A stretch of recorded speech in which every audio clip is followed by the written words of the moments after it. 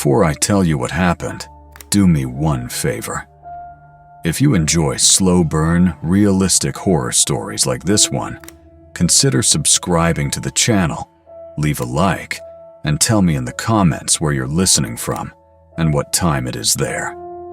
It helps more than you think. Now listen carefully. I've been driving freight long enough to trust systems more than instincts. That's what training does to you. You're taught that machines don't get distracted, don't panic, don't imagine things that aren't there. If something fails, it leaves a record, a trace, a reason. Instincts don't. That day, I was scheduled for a mid-shift delivery to a logistics hub on the eastern edge of Port Calder, an industrial sprawl pressed between rail yards and concrete warehouses. I had backed into that dock before. Not often, but enough to recognize the layout the moment I rolled through the gate. Tight lanes, blind corners. Too many people moving like the truck wasn't a 30-ton object with no mercy. Standard procedure kicked in before I even thought about it. Parking brake, hazards, rear camera monitor on. The image was clean, no distortion, no lag I could perceive. Forklifts crossed the yard to my left. A pair of workers in high-visibility gear were loading pallets near a bay 2 docks over. Another figure, darker clothes, no vest, stood closer to the rear of my trailer, just outside the center of the camera's field. He didn't wave, didn't signal, didn't look at me. He stood there long enough that I noticed him, and then long enough that I stopped noticing him. Movement in a dockyard blends together. That's the danger of familiarity. When he walked away between 2 parked trailers and vanished from sight, my mind filed it under irrelevant. That was my first mistake. I began the reverse maneuver slowly, eyes alternating between mirrors and the rear camera monitor. The dock radio crackled with routine instructions from the yard coordinator. His voice was calm, bored even. Everything matched. Mirror showed an empty lane. Monitor showed the same empty corridor. That alignment is comforting. It tells your brain to relax. I eased back, correcting slightly to the right, then straightening out. The trailer responded cleanly. No resistance, no surprises. About halfway through the maneuver, I paused. Not because anything was wrong, just habit. The final stretch is where most incidents happen.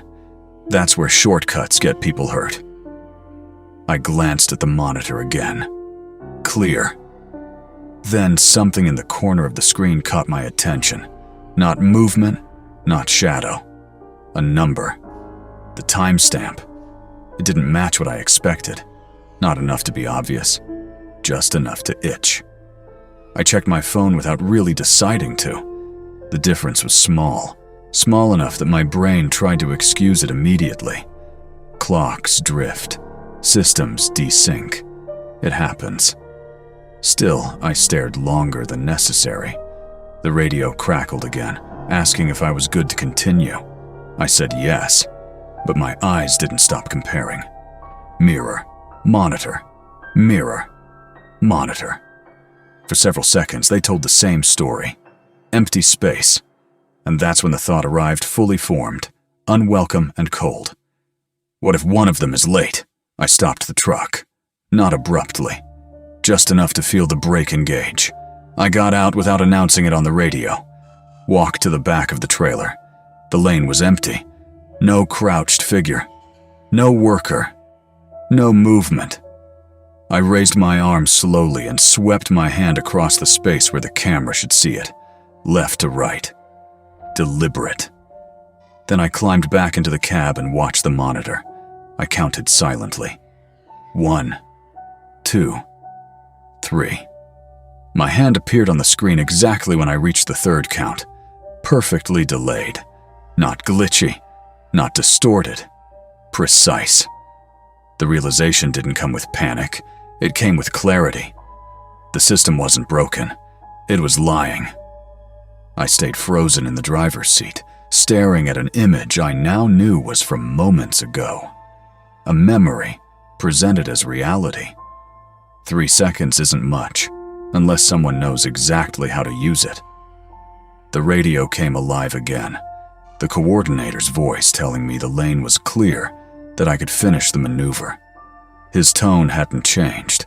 That bothered me more than the delay. I told him I was getting out to check again. Silence. Then a response. Too quick, too firm, telling me it wasn't necessary. That insistence was my final confirmation. I shut the engine down and stepped out with my phone already recording, though I didn't consciously remember pressing the button. When I rounded the back of the trailer, I saw him, crouched low, right under the camera's blind spot, hands working at the cargo seal with a narrow metal tool. He was close enough that if I had resumed backing up, there wouldn't have been time. Not for him. Not for me. He didn't notice me immediately. When he did, he didn't jump. He calculated. That look, measuring distance, exits, risk, that's what stayed with me. I stepped aside. He passed without touching me, disappearing between trailers the same way he had earlier. When the investigation came, the reports blamed me. Log said the system was fine. Only later did a physical inspection find the truth. A device installed deliberately, engineered to delay the feed without altering the recorded data. Someone had planned it, measured it, trusted that no one would check. I still drive. I still back into docks. But before every maneuver, I test the camera myself. Because I learned something that day in Port Calder. You don't need darkness to hide something. You just need time. And a machine that tells the truth. Almost. I didn't move for a long time after he disappeared. Not because I was frozen, but because I was listening. Industrial yards are never truly quiet. There's always a distant engine, a reversing alarm somewhere far off, metal shifting, tires rolling over gravel. What unsettled me was that nothing sounded close. The section behind my truck felt temporarily abandoned, like a stage after the actors leave but before the lights go out. Only then did I realize my phone was still in my hand. Recording. The screen showed the scratched cargo seal in sharp focus. My breathing sounded too loud in the microphone. I lowered the phone slowly, like sudden movement might attract something back. The radio cracked again. This time, a different voice, asking why the engine was off. I answered carefully, told them there had been a safety concern and I needed yard supervision present before resuming. The response was delayed, not electronically, but socially. The pause of someone deciding how much authority they really had. Eventually, footsteps approached from the far end of the lane. 2 supervisors, both wearing vests, both confused. I showed them the seal, the scratches, the video. Neither of them spoke for several seconds. They checked the monitor feed inside the cab. Clear. Perfect. No sign of tampering. No visible delay unless you already knew where to look. One of them said something I won't forget.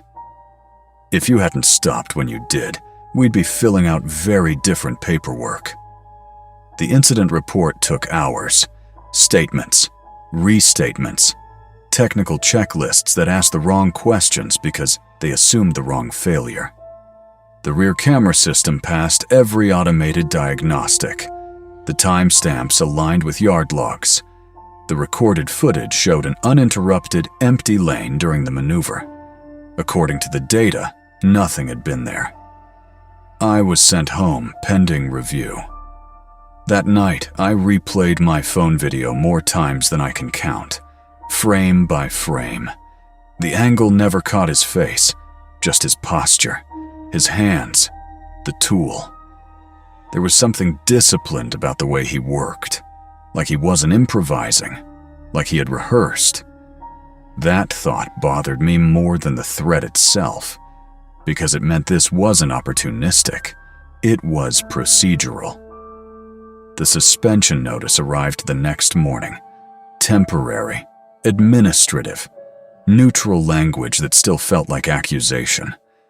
My company stood by me publicly, but routes were reassigned quietly. Clients don't like uncertainty, even when it's not your fault. An independent technician was hired, not to read logs, but to open panels. That distinction mattered. He found the device tucked behind a protective housing, spliced cleanly into the camera line. Factory-grade work. Shielded. Programmed to introduce a fixed delay while preserving system time metadata. Elegant. That was the word he used. Elegant enough that the system believed itself. The device hadn't been removed because its installer hadn't expected me to stop early, hadn't expected curiosity, hadn't expected fear to override routine.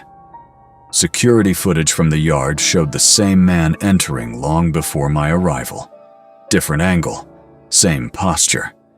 He moved like someone who belonged there. No rush, no hesitation. That's how he stayed invisible. When they detained him weeks later, I wasn't there. I didn't need to be. Seeing him again wouldn't have given me closure. What stayed with me wasn't the confrontation. It was the realization that 3 seconds had been chosen deliberately. Not 1.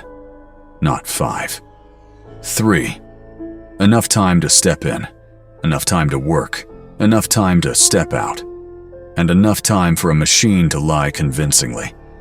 I returned to work eventually. Different docks, different routes, same routine, with one addition. Before any reverse maneuver, I test the feed manually. I move, I count, I verify. Some drivers joke about it. I don't explain. Because once you understand what can happen in the space between moments, you don't trust convenience again. You trust verification. And even then, only barely. The official case didn't end with drama. No courtroom, no confrontation, no final explanation that made everything make sense. It just closed. A notice came through the company system stating that the technical irregularity had been confirmed as external interference. My name was cleared. The suspension lifted. That should have felt like relief. It didn't. Because clear doesn't mean untouched. It just means you're allowed back into the system that failed you. The first time I returned to a dock after that, I checked everything twice before even turning the engine off. Camera feed, mirror alignment, signal delay test. It took me longer to park than it took to drive there. Nobody complained. Nobody asked why. That's how these things work. People notice changes, but they prefer not to label them. After Port Colder, I started noticing time differently. Not clocks, delays. The pause between action and reaction. The gap between what is happening and what is being shown. It shows up everywhere once you know to look for it. Security monitors, traffic cameras, even cheap dash cams in other trucks. Most people don't notice latency because they assume reality is immediate. It isn't. Reality is continuous. Machines are not. That difference became my obsession without me realizing it. I started doing something I never did before. I would perform small tests before reversing. Walk behind the truck. Wave my hand through the camera field. Step back. Count. 1, 2, 3. If anything drifted, I stopped everything. Some drivers thought I was being paranoid. I wasn't. I was being precise. I still see him sometimes. Not physically. In moments. In reflections. In the pause before a reverse signal updates. That crouched position near the seal. The way he didn't rush when he noticed me. the calm calculation in his eyes. Panic is messy. Real criminals panic when caught. He didn't. He recalculated. That's what changed everything for me. Because panic implies accident. Calculation implies design. And design implies repetition. I stopped telling people the full story after a while. Not because I was told to, but because people respond to stories like that in predictable ways. Either they don't believe you, or they believe you too much. Both are uncomfortable. Months later, I was assigned a different dock in another city. Cleaner. Newer. Heavily monitored. Everything looked safer. That's what they always say about upgraded systems. Safer. But safer systems don't remove risk. They just distribute it differently. During one routine reverse, I caught myself hesitating. Not because of anything I saw, because of something I didn't. The monitor showed a clean, empty lane. My mirror showed the same. But I paused anyway, just for a second longer than necessary. And in that pause, I understood something I hadn't admitted before. I don't actually trust what I see anymore. I trust what I verify. And those are not the same thing. People think the story is about a man. It isn't. It's about timing. 3 seconds is nothing in human terms. But in mechanical terms, it is everything. It is the difference between seeing and not seeing, stopping and continuing, intercepting and missing. He didn't need to hide forever. He only needed to exist in the gap between updates. That's what makes it worse, because gaps are everywhere. You just don't notice them until someone uses them. And once you do, you stop trusting smoothness. You start respecting friction. I still drive, still deliver, still back into tight spaces surrounded by metal and noise and people who trust systems more than instinct. But I do one thing differently now. Before every reverse, I create my own delay. I move. I watch. I count. Not because I expect something to appear, but because I know what it means if something doesn't match perfectly. And every time I hear someone say, "System is clear," I think the same thing. Clear according to what? The camera? Or the space between updates?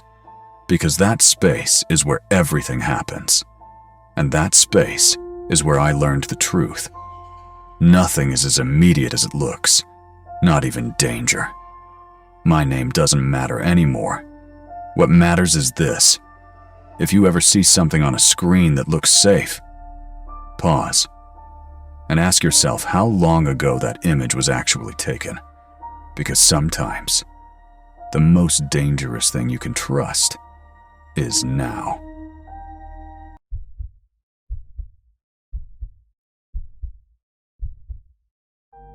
The wind stopped for just a moment, not gradually, not like it usually does near the water. It stopped all at once, like someone had pressed a mute button on the world. I noticed it because my ears rang when it happened. I had been standing beside my truck with one hand resting on the cold metal of the container panel, waiting for clearance paperwork to process. The night air had been loud until then. Chains clinking in the distance, metal groaning, loose tarps snapping somewhere beyond the rows. Then nothing. And in that 3-second pocket of silence, I heard something that did not belong. It wasn't cargo shifting. It wasn't steel contracting in the cold. It was breathing. Low. Muffled. Controlled. Like whoever, or whatever, was making the sound was trying very hard not to. The noise came from Unit 22. I stayed completely still, fingers tightening against the panel without realizing it, my brain scrambling for a logical explanation before fear could take root. Long hauls do that to you. Exhaustion plays tricks, turns shadows into threats. But I hadn't imagined this, because 2 hours earlier, a man I had never seen before leaned close to my window and whispered something I hadn't been able to forget since. I had left Ravenport Harbor a little after dusk. Standard freight job, sealed containers, nothing unusual in the digital manifest. I'd delivered to that terminal before, always during the day.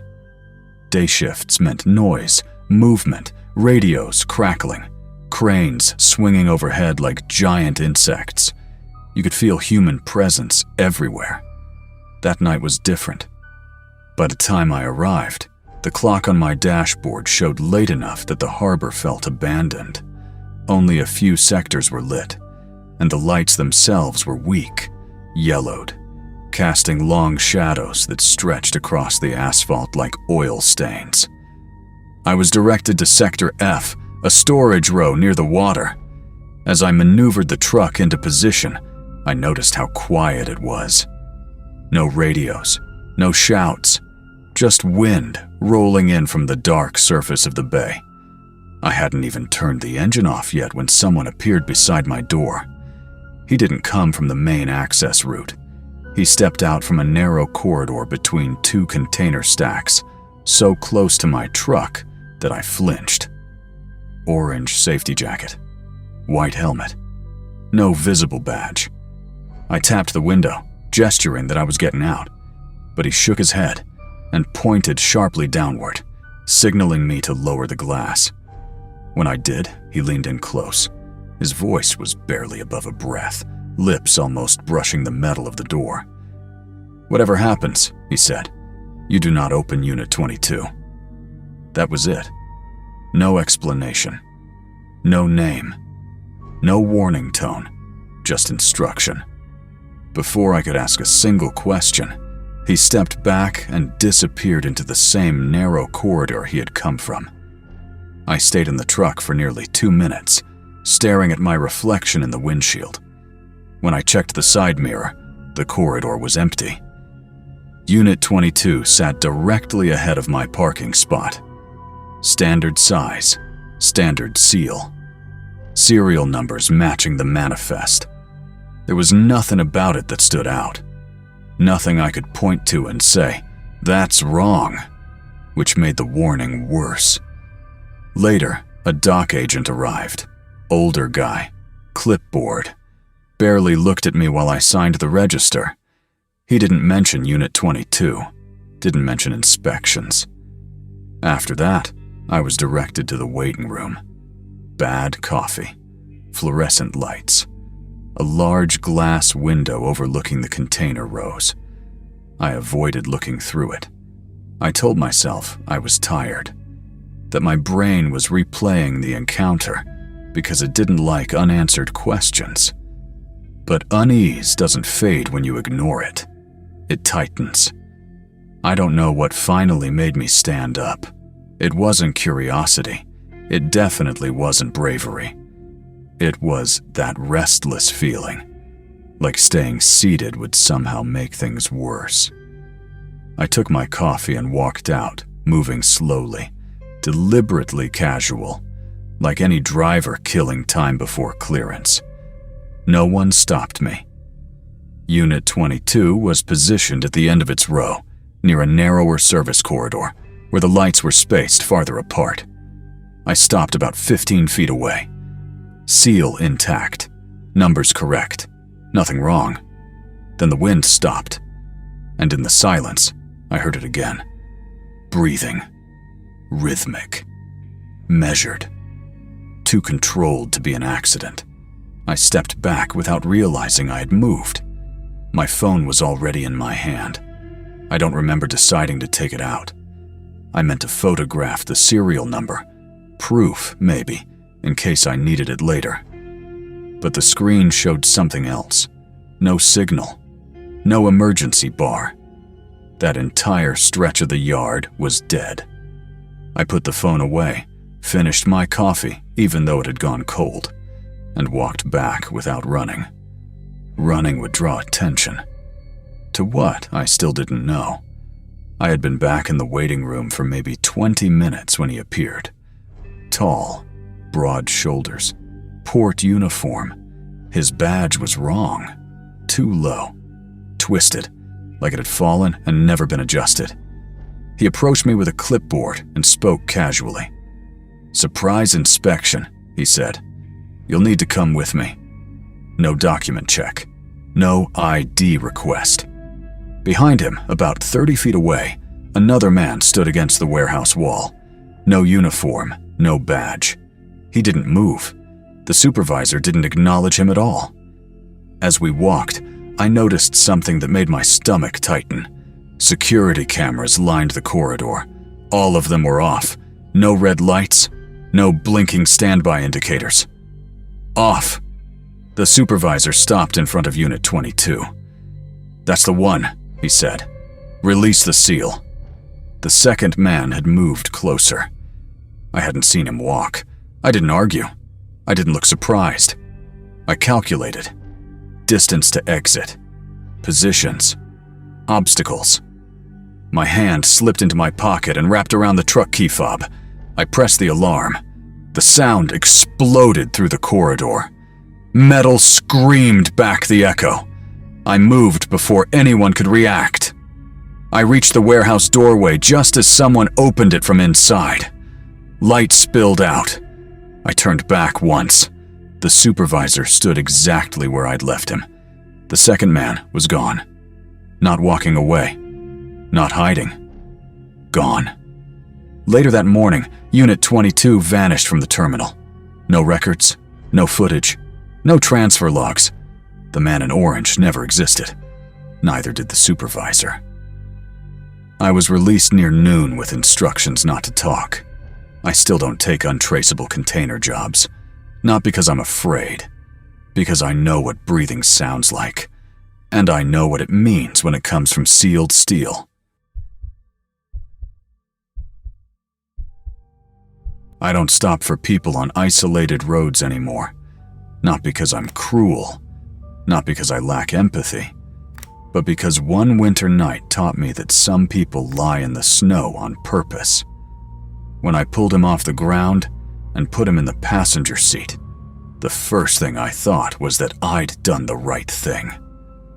Snow was falling so heavily it erased the road behind me in seconds. The temperature was well below freezing, the kind that bites exposed skin instantly. The man had been lying motionless where the asphalt met the shoulder, half on the road, half off it. Not a normal place to fall. But logic didn't question it then. His jacket was already dusted white, snow clinging to the fabric, like he'd been there longer than he should have survived. I couldn't leave him there. So I didn't. I tried my phone before lifting him. No signal. I tried again once he was in the cab. Still nothing. That stretch of road cut through the interior like a scar. No exits, no stations, no lights for miles in either direction. I'd driven it before, but never in weather like that. I reclined the seat, turned the heater to full, and covered him with the spare blanket I kept behind my seat. Then I started driving. About 10 minutes in, something started bothering me. Not fear. Not yet. The jacket. The snow on it had melted from the heat, which was expected. But the fabric beneath was soaked in a way that didn't match melted snow. Dark patches spread from the armpits and down the spine. Sweat. Heavy sweat. Outside, the temperature was brutal. Inside the cab, it was warm. But he'd been unconscious when I found him. Sweat like that meant effort. Movement. Planning. I slowed down without realizing it. He moved when we were still miles from the nearest gas station. Not a shiver. Not a reflex. A controlled shift. Like someone waking up naturally. The blanket slid just enough to expose his arm. I touched his forearm with 2 fingers. Warm. Not cabin warm. Normal warm. The kind of warmth that belongs to someone who has never been in danger. I pulled my hand back slowly and returned it to the wheel. He opened his eyes without blinking. No confusion. No adjustment. He stared straight ahead through the windshield for 3 seconds. Then he turned his head toward me. "My name's Evan," he said calmly. Then he placed his hand on the steering wheel. He gave an address. Street, city, house number. Perfectly memorized. I didn't fight him. I slowed gradually and let the truck drift toward the shoulder, like the wind was pushing us. When the tires hit gravel, he let go instinctively. I braked. Hard. I was out of the cab before he could react. The cold hit me like a wall. I moved to the back of the truck, keeping the frame between us. He exited slowly. No shouting. No anger.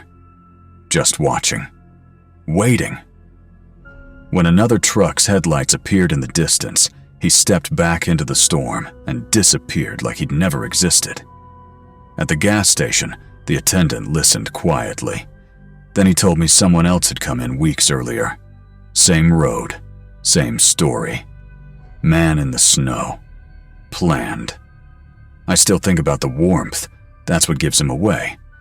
Snow doesn't warm hands like that. My name isn't important. What matters is this. Some people aren't victims. They're waiting. I've been driving long-haul routes across the United States for nearly a decade and a half. What happened to me back in 2018 still follows me every time the road goes empty and the night feels too quiet.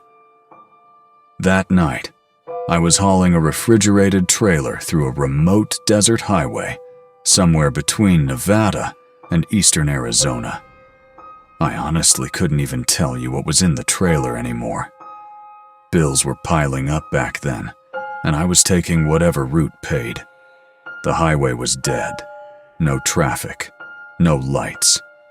Just asphalt stretching endlessly into darkness. My truck's headlights were in bad shape at the time. I'd been meaning to fix them for months, but like always, I kept pushing it off. On busy roads, it didn't matter much. That night, it mattered a lot. The beams barely reached ahead of the hood, forcing me to squint into the darkness, constantly leaning forward in my seat just to make sure the road was still there. I thought about pulling over more than once, waiting for daylight. But daylight doesn't pay bills. The desert felt wrong. No wind, no insects, no sound at all. Even with the window cracked, the air felt heavy and unmoving, like the night itself was holding its breath. I checked the clock on the dash. Dawn was still a while away. That's when I noticed something ahead. A faint shape, dead center in my lane. At first, I thought it was an animal. I hit the brakes hard, the truck screaming in protest as the trailer lurched behind me. Rubber burned. Metal groaned. I came to a stop with barely any space to spare. That's when my headlights fully caught it. A car. Stopped directly on the double yellow lines. Its hazard lights blinked slowly, the only movement for miles. One thing immediately stood out. The passenger door was wide open, not cracked, not halfway. Wide open, like someone had just stepped out and vanished. I felt more curious than afraid. At that point anyway, I backed the rig up and pulled onto the shoulder. No other headlights anywhere. No reason to set flares. I stepped down from the cab, boots crunching against gravel that sounded way too loud in the silence. The night air was warm and completely still. That bothered me more than the car. As I got closer, I noticed the car looked new, clean, recently washed. A dark-colored sedan, something you'd expect in a city parking lot, not abandoned in the middle of nowhere. I circled it slowly, peering through the windows. Empty. Front seats, back seats, floorboards. No one. That's when unease finally crept in. People don't just disappear. Not like that. I kept glancing over my shoulder, half expecting movement in the darkness beyond my headlights. But the desert swallowed everything beyond that thin circle of light. Still, something told me whoever owned that car was nearby. I checked inside again. The key was still in the ignition. The engine was off. No signs of a struggle. No damage. Against my better judgment, I walked toward the rear of the car. The trunk was locked. I went back, grabbed the key, unlocked it. The trunk still wouldn't open. Something was holding it shut from the inside. My stomach tightened. I opened the back door and leaned in, reaching through the folded seat. That's when I saw them. Several tightly packed bags. Heavy, dark, misshapen, and a length of rope looped tight, securing the trunk lid.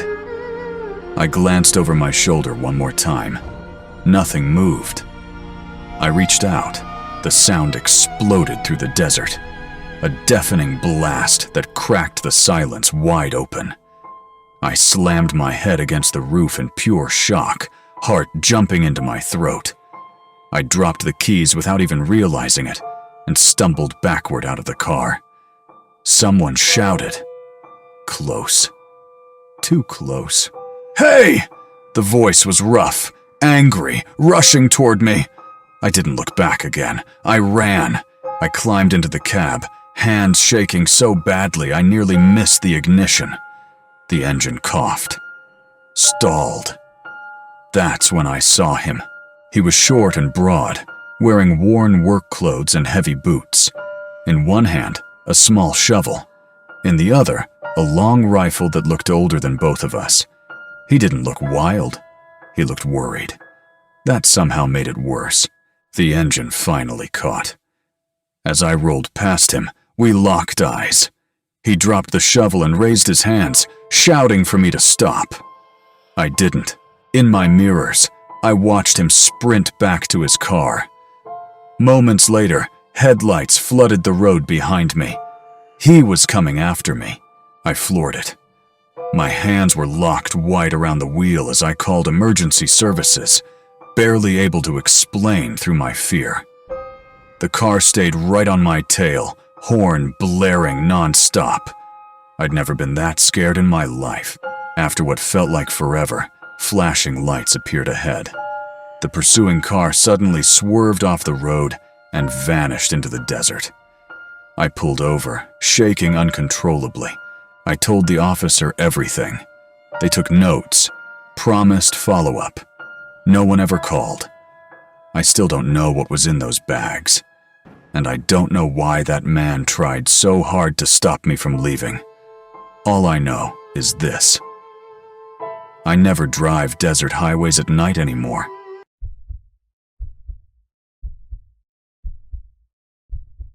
I've seen those videos too. Truckers filming their lives, smiling through exhaustion, giving tips like everything is normal. But they never tell you what happens when the road stops feeling like a road and starts feeling like something watching you. I'm not new anymore. 2 years behind the wheel taught me one thing. Loneliness doesn't stay quiet forever. It speaks back. It was my 3rd month with the company when I took a late run from New Jersey to Indiana. The kind of drive that eats time, sleep, and sometimes your sense of reality. I had just finished another long haul before that, so I told myself I could handle it. Big mistake. Hours passed, nothing but road lines and silence. I reached for my energy drink, empty. I had forgotten to restock. That's when I felt it. The tiredness didn't just sit in my body. It started crawling into my thoughts. I saw a stop ahead. Bright sign. Fuel station. I pulled in without thinking, but something felt off the moment I stepped down. No lights, no movement, just silence. The place looked abandoned, but not naturally, like it had been abandoned mid-action. I'd expected it to be locked. It wasn't. The door opened slowly on its own. Inside, pure darkness. Not even the sound of electricity, just a cold, swallowed silence. Inside, I found a fridge, plugged in, running. I opened it fast, thinking I'd find drinks, but there was nothing inside. No bottles, no shelves, just empty metal like it was stripped clean on purpose. As I closed the door, clank. Something fell in the main room. I froze. 10 seconds, maybe more. I didn't move. Then I turned back slowly. Nothing.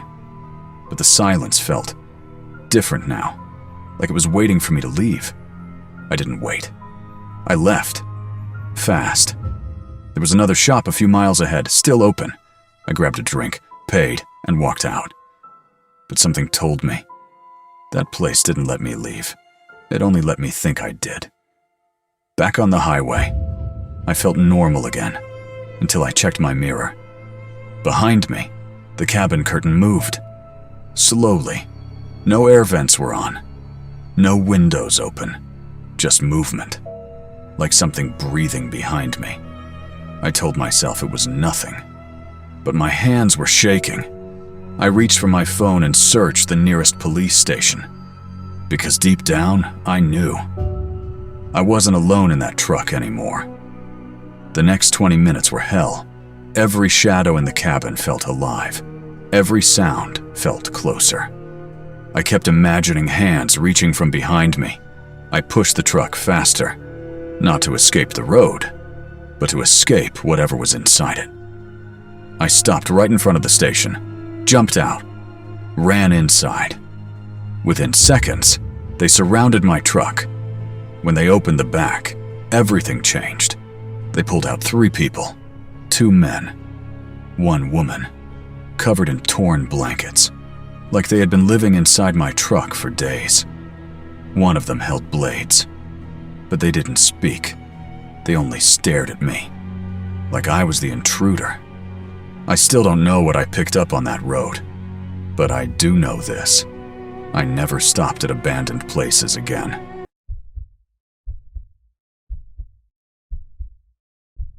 My name is Rowan Keller. I've been a long-haul truck driver for nearly 15 years. At first, the road felt like freedom. Now it just feels like repetition wrapped in metal and engine noise. Pick up cargo, check documents, deliver on time. Repeat. No emotions, no surprises, just miles. But that week, something broke that pattern forever. In this business, we don't get paid for hours. We get paid for movement. Stop too long, you lose money. Move too slow, you lose contracts. Sleep too much, you fall behind permanently. That's the reality nobody tells you. And I always believed I could outwork it all. Younger drivers, older drivers, didn't matter. I pushed harder. 4 years ago, I got a route I still remember too clearly. North Dakota to deep into Montana. Long stretch, minimal stops, almost no civilization in between. Just highway and forest. I remember looking at the map twice. Something about it felt off, but I accepted anyway, because that's what we do. I made a bad decision early. I told myself, I'll drive straight through. No stops, no delays. I had done it before, but that night, I underestimated exhaustion. The sun went down, and I kept going. After midnight, my body started resisting me. My eyes felt like sandpaper. Every blink became heavier than the last. I remember shaking my head just to stay awake. The road started doubling, then merging again. That's when I knew I was in trouble. A veteran driver once gave me something, a small metal vial. He called it a wake-up shock, said it was used only in emergencies. I kept it in the dashboard for years. That night, I used it. 1 inhale, that's all it took. My entire body snapped awake like I had been electrocuted from the inside. My grip tightened instantly.